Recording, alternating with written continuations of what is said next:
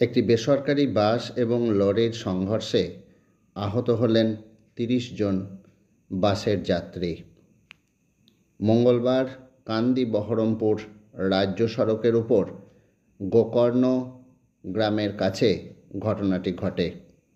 অপরদিকে ঘটনার পর এলাকার বাসিন্দারা বাস থেকে আহত যাত্রীদের উদ্ধার করে স্থানীয় গোকর্ণ ব্লক হাসপাতালে ভর্তি করে।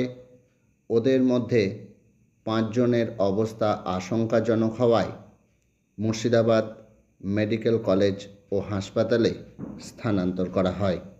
আসুন দেখে নেবেন বিস্তারিত আমাদের অল টাইম এমএসডি নিউজের পর্দায়।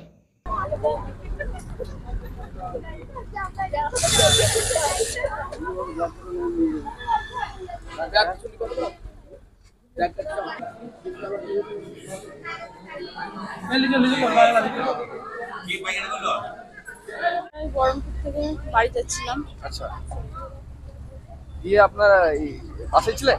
হ্যাঁ, কোথায় বাড়ি হয়ে যাচ্ছে? বাড়ি গোকর্ণ। আচ্ছা, দিয়ে অ্যাক্সিডেন্টটা কিভাবে হলো? মানে বুঝতে পারিনি কিভাবে হলো, বাসে আসছিলাম দিয়ে আর বুঝতে পারিনি যে কিভাবে কি হয়ে গেল। আঘাত লেগেছিল? মোটামুটি একটু লেগেছে।